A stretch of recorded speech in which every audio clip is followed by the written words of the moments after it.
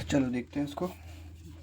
तो जो एक्ट चल रहे हैं वो कहाँ से, वो चल रहे हैं 1773 से 93, 1813 का, 1833 का और 1853 का। ये सब हम देख चुके हैं पहले। इसको बोलते हैं basically east India company rule. इसको बोलते हैं ईस्ट इंडिया कंपनी रूल, क्योंकि 1773 से जो पहला एक्ट हुआ था जिसको बोलते हैं रेगुलेटिंग एक्ट। ठीक है, रेगुलेटिंग एक्ट ऑफ 1773। ठीक है, उसके बाद ये जो चारों हैं 1793 से लेकर 1853 तक, इसको बोलते हैं चार्टर एक्ट। इसको बोलते हैं चार्टर एक्ट। ये लास्ट चार्टर एक्ट हो गया, ये फर्स्ट चार्टर एक्ट हो गया। ठीक है, इसके बीच में एक इंपॉर्टेंट इवेंट और था 1784 का पिट्स इंडिया एक्ट। ठीक है, ये सब वन बाय वन हम लोग डिस्कस कर चुके हैं। इस इवेंट्स के पहले 1784 के एक्ट से पहले एक और एक्ट पास होता है जिसको बोलते हैं एक्ट ऑफ सेटलमेंट। कब हुआ था? 1781 में। 1784 और 1793 के बीच में एक और एक्ट पास होता है 1786 का, जिसको एक्ट ऑफ 1786 ही बोलते हैं बेसिकली। और लॉर्ड कॉर्नवालिस का टाइम था, तो उसमें कुछ ओवर राइडिंग पावर का इशू चल रहा था एग्जीक्यूटिव काउंसिल का, तो उस चीज़ की बात करी गई थी इसमें। ठीक है, तो ये कुछ इवेंट्स हो गए 1773 से लेकर 1853 तक के बीच का, जो कि जिसको हम बोलते हैं ईस्ट इंडिया कंपनी रूल। ठीक है, ये टाइम पीरियड में ईस्ट इंडिया कंपनी का रूल था। ठीक है, अब इसके बाद एक पीरियड शुरू होता है टाइम पीरियड। इसके बाद होता है बीच में एक होता है 1857 का रिवॉल्ट। इसके बाद चीज़ें चेंज हो जाती हैं। क्या होता है? देखो, 1858 का एक्ट आता है 1861 का एक्ट आता है, 1892 का एक्ट आता है, 1909, 1919, 1935 और फिर देन 1947। ठीक है, देखो 1858 का जो एक्ट आता है, सॉरी ये पूरा जो पीरियड है 1858 से लेके 1947 तक का जो पीरियड है टाइम पीरियड, इसको बोलते हैं क्राउन रूल। क्या बोलते हैं इसको? Crown rule. 1858 से 1947 तक के पीरियड्स को क्राउन रूल बोलते हैं। 1773 से लेकर 1853 तक का जो टाइम पीरियड है, जो ड्यूरेशन है, उसको बोलते हैं ईस्ट इंडिया कंपनी रूल। ठीक है, तो 1858 में जो एक्ट पास होता है उसको बोलते हैं government of India act of 1858। ठीक है, इतना याद रहेगा। 1858 के एक्ट को बोलते हैं गवर्नमेंट ऑफ इंडिया एक्ट। उसके बाद 3 एक्ट और पास होते हैं 1861, 1892 और 1909। इन तीनों एक्ट को बोलते हैं Indian council act. Indian council act. ठीक है, जैसे यहाँ पे 4 रेगुलेटिंग एक्ट और पिट्स इंडिया एक्ट के बाद 4 चार्टर एक्ट पास हुए, उसी तरीके से गवर्नमेंट ऑफ इंडिया एक्ट 1858 से लेके गवर्नमेंट ऑफ इंडिया एक्ट 1919 से बीच में 3 इंडियन काउंसिल एक्ट पास होते हैं। ठीक है, फिर 1919 को क्या बोलते हैं? 1919 वाले एक्ट को भी यही बोलते हैं गवर्नमेंट ऑफ इंडिया एक्ट 1919 और गवर्नमेंट ऑफ इंडिया एक्ट 1935। ठीक है, इसको गवर्नमेंट ऑफ इंडिया एक्ट ही बोलते हैं। और 1947 को इंडियन इंडिपेंडेंस एक्ट ऑफ 1947 बोलते हैं। ठीक है, इन दो को 1909 को एक और नाम से जानते हैं, मॉडल टू रिफॉर्म, और इसको बोलते हैं 1919 वाले को क्या बोलते हैं? मॉन्टेगो चेम्सफोर्ड रिफॉर्म्स। ठीक है, मॉडल कौन था उस टाइम पे? 1909 के टाइम पीरियड में क्या था model? Secretary of state for India. Secretary of state for India. और मिंटो कौन था उस टाइम पे? हमारा वाइसरॉय, या फिर ये बोल सकते हो गवर्नर जनरल ऑफ इंडिया, या फिर वाइसरॉय बोल सकते हैं क्या? वाइसरॉय, हाँ 1858 में तो वाइसरॉय हो गया था, तो वाइसरॉय भी एडिशनल टाइटल वाइसरॉय का मिला था। ठीक है, मॉन्टेगो चेम्सफोर्ड रिफॉर्म में मॉन्टेगो कौन था? Secretary of state for India. और चेम्सफोर्ड कौन था हमारा? चेम्सफोर्ड कौन था उस टाइम पे? Governor general of India. ठीक है, तो ये कुछ बेसिक्स हो गई जो कि हमने पिछले क्लास में देखा था, सो इससे रिकैप कर लिया। पिछले क्लास में हमने 1909 का एक्ट देखा था। इसमें सबसे इंपॉर्टेंट इवेंट ये था कि इसमें सेपरेट इलेक्टोरेट की बात हुई थी। सेपरेट इलेक्टोरेट की बात हुई थी। ठीक है, किसको दिया गया था? मुस्लिम्स को। ठीक है, मतलब कहने का वोटर भी मुस्लिम और जो कैंडिडेट है वो भी मुस्लिम। ये हो गया। इसके अलावा 1909 के इवेंट का एक इंपॉर्टेंट इवेंट ये था कि पहली बार for the first time in the history किसी इंडियन को एसोसिएट किया गया। किसी इंडियन को एसोसिएट किया गया किस चीज़ से? Executive council of governor. Executive council of governor general. ये इंपॉर्टेंट है। रीज़न बीइंग, देखो 1909 का एक्ट ये कहता है कि फर्स्ट टाइम किसी इंडियन को एसोसिएट किया गया executive council of governor, governor general के एग्जीक्यूटिव काउंसिल के साथ। लेकिन इससे पहले एक और इवेंट हुआ, एक और एक्ट आया था, इंडियन काउंसिल एक्ट ऑफ 1861। ये इंडियन काउंसिल एक्ट 1909 है, ये इंडियन काउंसिल एक्ट 1861 है। इसमें भी ये स्टेटमेंट है एक, फर्स्ट टाइम इंडियन का एसोसिएशन हुआ था, इंडियन का एसोसिएशन हुआ था, लेकिन किस चीज़ के साथ? Legislative council, legislative council of governor general. ठीक है, डिफरेंस समझ में आया? 1861 का जो इंडियन काउंसिल एक्ट है उसमें इंडियन का एसोसिएशन पहली बार हुआ था किस चीज़ के साथ? गवर्नर जनरल के लेजिस्लेटिव काउंसिल के साथ। ठीक है, और 1909 का जो इंडियन काउंसिल एक्ट है उसमें भी पहली बार किसी इंडियन का एसोसिएशन हुआ था किसमें? एग्जीक्यूटिव काउंसिल, गवर्नर जनरल के एग्जीक्यूटिव काउंसिल के साथ। ये बंदा कौन था जो पहला इंडियन था? उनका नाम है सत्येंद्र पी सिन्हा जी, सत्येंद्र पी सिन्हा। पहले ऐसे इंडियंस थे जो गवर्नर जनरल के एग्जीक्यूटिव काउंसिल के साथ एसोसिएट हुए थे as a law member. Statement है PYQ का, एज अ लॉ मेंबर। ठीक है, और यहाँ पे जो नॉमिनेशन हुआ था इसी 1861 के एक्ट के तहत 1862 में जो उस टाइम का वॉइसरॉय था कैनिंग, उसने 3 लोगों को नॉमिनेट किया था लेजिस्लेटिव काउंसिल में। वो 3 लोग कौन थे? बनारस का राजा, पटियाला का महाराजा और सर दिनकर राव। ठीक है, ये 3 चीज़ें क्लियर होगी, मतलब ये क्लियर होगी। ठीक है, 1861 का एक्ट भी रिकैप हो गया और 1909 का भी हो गया। अब देखो आते हैं जो हमारा आज का टॉपिक है उस पर आते हैं, वो है देखो वो है बेसिकली हमारा गवर्नमेंट ऑफ इंडिया एक्ट 1919। ठीक है, इसको एक और नाम से जानते हैं, मॉन्टेगो चेम्सफोर्ड रिफॉर्म। मॉन्टेगो कौन था? Secretary of state for India. Chelmsford कौन था? हमारा वाइसरॉय या फिर governor general of India. Viceroy basically एक एडिशनल टाइटल था 1858 के गवर्नमेंट ऑफ इंडिया एक्ट के बाद से। ठीक है, ऐसा नहीं कि गवर्नर जनरल ऑफ इंडिया की टाइटल हटा दी गई थी, नहीं, वो वाइसरॉय का टाइटल जो था वो एक एडिशनल टाइटल था 1858 के गवर्नमेंट ऑफ इंडिया एक्ट के तहत। ठीक है, इसका जो सबसे एक इम्पॉर्टेंट जो पॉइंट है, जो फीचर है, वो है कि इसने क्या किया कि सेंट्रल के सब्जेक्ट्स को, सेंट्रल और प्रोविंशियल, इसको सब्जेक्ट को अलग अलग कर दिया। सेंट्रल और प्रोविंशियल सब्जेक्ट्स को अलग अलग कर दिया। बेसिकली कहने का मतलब ये है कि अभी तक हम देखते आ रहे थे कि प्रोविंसेस की जो पावर थी, प्रोविंसेस जैसे हमने देखा मद्रास, हमने देखा बम्बे, ये सब क्या थे बेसिकली? पहले ये सब बेसिकली सबऑर्डिनेट काम करते थे बंगाल प्रेसिडेंसी के। ये सब पहले बंगाल प्रेसिडेंसी के सब ऑर्डिनेट काम करते थे। लेकिन यहाँ से क्या हुआ कि यहाँ से सेंट्रल के जो पावर है उसको रिलैक्स किया गया एज किसके ऊपर? प्रोविंशियल गवर्नमेंट के ऊपर। मतलब प्रोविंशियल गवर्नमेंट को कुछ आज़ादी दी गई यहाँ से। वैसे इसके पहले भी शुरुआत हो चुका था, पर यहाँ पे पूरी की पूरी चीज़ों को रिवर्स कर दिया गया। यहाँ पे प्रोविंशियल जो गवर्नमेंट है उनको अपना सबसे पहले तो बजट फ्रेम करने की आज़ादी दी गई। वो अब गवर्नमेंट ऑफ इंडिया एक्ट 1919 के बाद से सेंट्रल के बजट को और प्रोविंशियल के बजट को अलग कर दिया गया। तो यहाँ से प्रोविंशियल लेजिस्लेचर जो हैं वो अपना बजट खुद फ्रेम कर सकते हैं। ठीक है, कुछ ऐसे सब्जेक्ट्स हैं जिस पे वो रूल एंड रेगुलेशन भी बना सकते हैं। ठीक है, तो ये कुछ फीचर्स दी गई जो प्रोविंशियल गवर्नमेंट को, लेजिस्लेचर्स को मिला यहाँ पे। ठीक है, पहला इंपॉर्टेंट चीज़ कि सेंट्रल और प्रोविंशियल सब्जेक्ट को अलग कर दिया गया। इसके बाद इंपॉर्टेंट ये है कि जो प्रोविंशियल सब्जेक्ट्स हैं, जो प्रोविंशियल सब्जेक्ट्स हुए उसको 2 पार्ट में इन्होंने डिवाइड कर दिया। एक को नाम दिया ट्रांसफर्ड सब्जेक्ट और दूसरा को नाम दिया रिजर्व्ड सब्जेक्ट। इसी प्रोविंशियल सब्जेक्ट्स को 2 पार्ट में तोड़ना ही कहलाया डायरकी। तो सबसे इंपॉर्टेंट पॉइंट ये है कि गवर्नमेंट ऑफ इंडिया एक्ट 1919 के तहत डायरकी इंट्रोड्यूस किया गया। कहाँ? प्रोविंसेस में। क्या ये सेंटर पे इम्प्लीमेंट हुआ? नहीं। 1919 एक्ट का सबसे इंपॉर्टेंट पॉइंट ये है कि सबसे पहले तो सेंट्रल और प्रोविंशियल सब्जेक्ट्स को अलग किया गया। फर्दर प्रोविंशियल सब्जेक्ट्स को भी 2 फर्दर पार्ट में ब्रेक कर दिया गया, एक ट्रांसफर सब्जेक्ट और एक रिजर्व सब्जेक्ट। इसी प्रोविंशियल सब्जेक्ट को 2 पार्ट में ब्रेक डाउन करना ही कहलाया क्या? डायरकी, मतलब rule of 2 you can say. तो डायरकी एट व्हाट? प्रोविंसेस। ठीक है, तो एक इंपॉर्टेंट पॉइंट है ये, इसका एक इंपॉर्टेंट फीचर है गवर्नमेंट ऑफ इंडिया एक्ट 1919 का। ठीक है, हमें अच्छा अब ये ट्रांसफर सब्जेक्ट और रिजर्व सब्जेक्ट दोनों को एडमिनिस्टर कौन कर रहा है? किसके देखभाल में है? ये भी है गवर्नर के देख रेख में, क्योंकि ऑब्वियसली प्रोविंस की बात हो रही तो गवर्नर ही आएगा। गवर्नर, ठीक है, with transfer subject with the help of minister, you can say with the help of minister और इंडियन मिनिस्टर।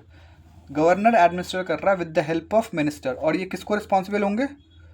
प्रोविंशियल, या लिख सकते हो लेजिस्लेटिव असेंबली को, लेजिस्लेटिव काउंसिल, लेजिस्लेटिव असेंबली, जो भी, ये किसको रिस्पॉन्सिबल होंगे? लेजिस्लेटिव असेंबली को।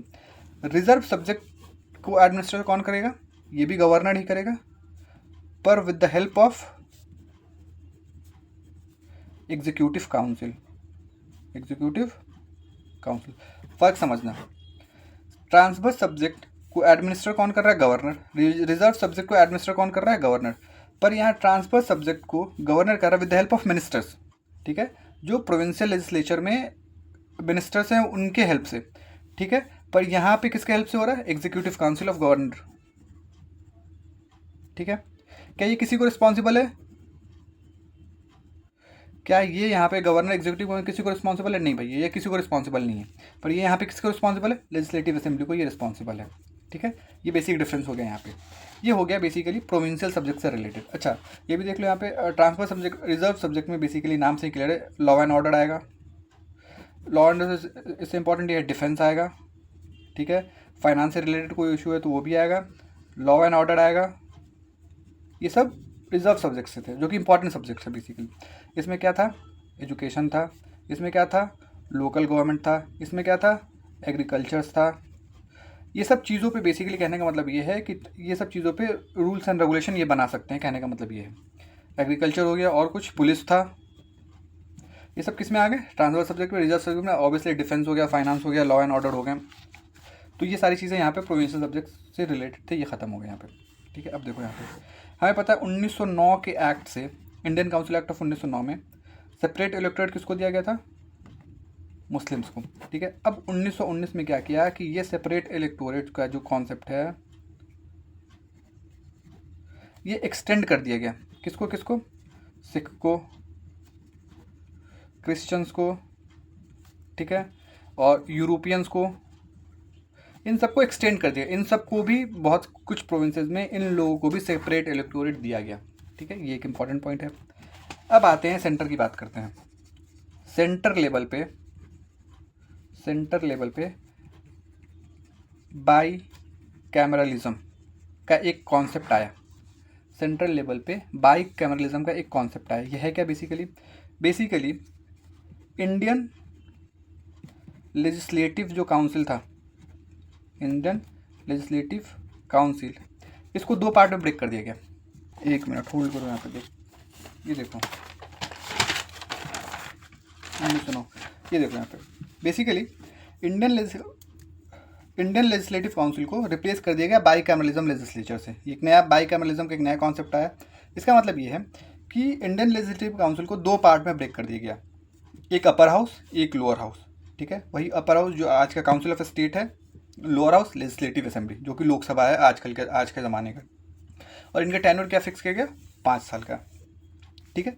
तो ये सेंट्रल लेवल पे एक इंपॉर्टेंट चेंजेस ये हुए कि बाई कैमरलिज्म लेजिस्लेचर हुआ इंडियन लेजिस्लेटिव काउंसिल को। और ये लेजिस्लेटिव काउंसिल का कॉन्सेप्ट कब आया था? 1853 में, जब 6 लोगों की एक नई टीम बनी थी जिसको लेजिस्लेटिव काउंसिलर कहा गया था। 1853 एक्ट से आया था बेसिकली ये। और ये अब चल के यहाँ पे बाई कैमरलिज्म हो गया, दो पार्ट में इसको डिवाइड कर दिया गया, अपर हाउस में, लोअर हाउस में। ये प्रीवियस ईयर का as it is question statement है कि जो बाई कैमरलिज्म लेजिस्लेचर में अपर हाउस के जो मेंबर्स थे उनका टेन्योर क्या डिसाइड था? 5 साल। पर आज के दौर में अगर अभी मॉडर्न डे की बात करें तो अभी यही अपर हाउस में उनका टेन्योर कितने साल का होता है? 6 साल का, ठीक है। और 1/3 मेंबर हर दूसरे साल के ख़त्म होने पे रिटायर होते रहते हैं, ठीक है। तो ये कन्फ्यूज़न इस वजह से है क्योंकि ये पहले 5 साल का था, पर आज के मॉडर्न इंडियन डे में ये 6 साल का है ये, ठीक है, टेन्योर, ठीक है। अब देखो यहाँ पे एक जो इम्पॉर्टेंट कन्फ्यूज़न है वो ये है कि देखो गवर्नमेंट ऑफ इंडिया एक्ट जो 1919 का है, जो गवर्नमेंट ऑफ इंडिया एक्ट 1919 का है, ये बेसिकली इसको प्रपोज किया गया था, ये बेसिकली डिक्लेयर हुआ था, बेसिकली ये समझ लो ये डिक्लेयर हो गया था 28 अगस्त 1917 को, ठीक है। इसका नाम क्या है? Government of India act 1919। पर ये इन्फोर्स कब हुआ है? 1921 में। तो इसी वजह से ये कन्फ्यूज़न क्रिएट करता है। देखो डिक्लेयर हुआ 17 में, नाम गवर्नमेंट ऑफ इंडिया एक्ट 1919 है, पर ये इन्फोर्स कब हुआ? 1921 में, ठीक है। तो ये पॉइंट याद रखना है। PYQ का ये क्वेश्चन है कि ये प्रपोज कब हुआ था? 1921 में। इन्फोर्स कब हुआ है? 1921 में। ये दोनों PYQ का एज इट इज़ स्टेटमेंट है ये, ठीक है। गवर्नमेंट ऑफ इंडिया एक्ट 1919 क्या है? ये बेसिकली डिक्लेयर हो गया था कि हम धीरे धीरे रिस्पॉन्सिबल गवर्नमेंट इंडिया में हम प्रपोज कर रहे हैं। इसका डिक्लेरेशन कब हुआ था? कब आया था? 1917 को। बेसिकली यूँ समझ लो रॉयल एसेंट कब मिला था? 20 अगस्त 1917 को। पर इन्फोर्स कब हुआ? 1921 में, ठीक है। ये देखो ये हो गया। डैर की प्रोविंशियल सिस्टम हो ही गया, ठीक है। अब एक और है यूपीपीसीएस प्रीलिम्स का ये क्वेश्चन है कि गवर्नमेंट ऑफ इंडिया एक्ट 1919 से ही एक chamber of princess with 120 members body was created. ये यूपीपीसीएस प्रीलिम्स का क्वेश्चन है, मैंने एज इट इज़ यहाँ पे कोट कर दिया है कि चैम्बर ऑफ प्रिंस का जहाँ पे भी जिक्र है विद 120 मेंबर्स कब क्रिएट हुआ था, किस एक्ट के तहत क्रिएट हुआ था, तो यही गवर्नमेंट ऑफ इंडिया एक्ट 1919 के तहत ही क्रिएट हुआ था, ठीक है। ये पूरी के पूरे एज इट इज़ स्टेटमेंट है, समझ लो, ये किसी ना किसी एग्जाम्स में आए हुए हैं, तो ये स्टेटमेंट है, ठीक है। इसके अलावा भी कुछ और फीचर्स हैं, वो अभी देख लेते हैं। यहाँ पे ये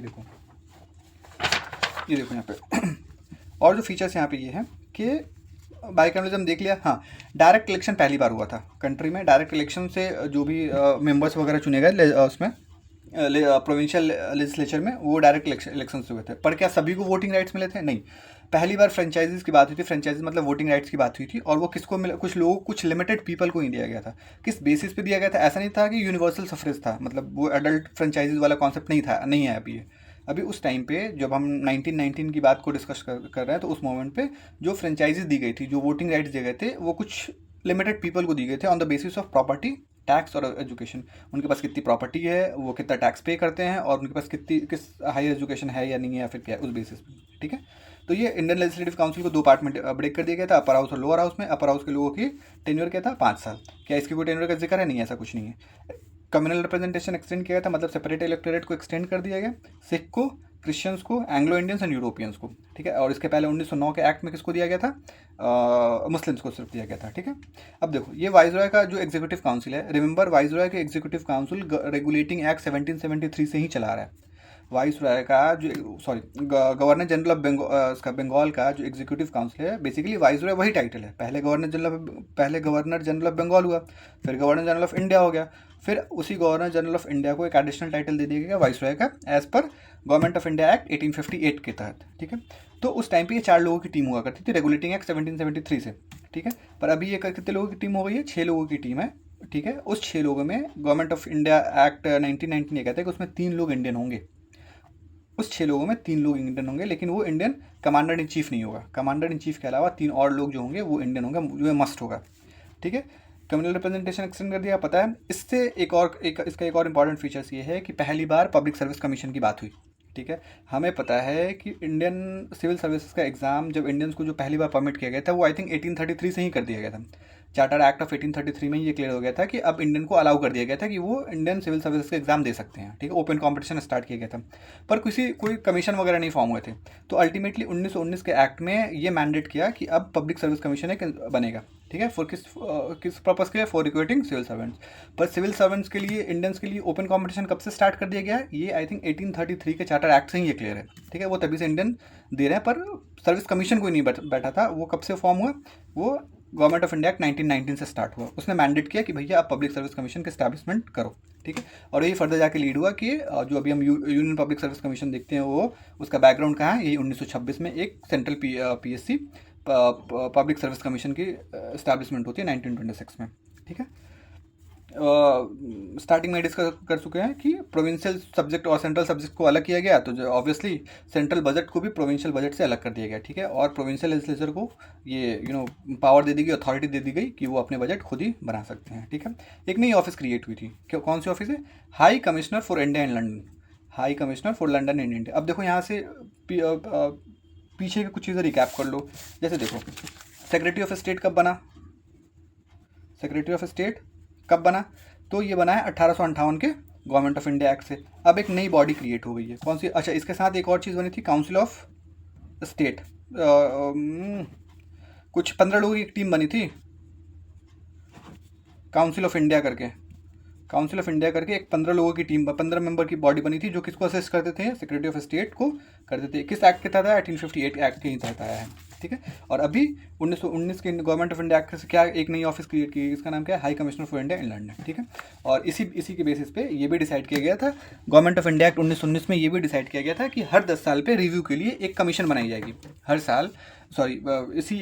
10 साल पे रिव्यू करेंगे कि हमने क्या अचीव किया है वहाँ पे, ठीक है, क्या और इम्प्रूवमेंट हो सकते हैं।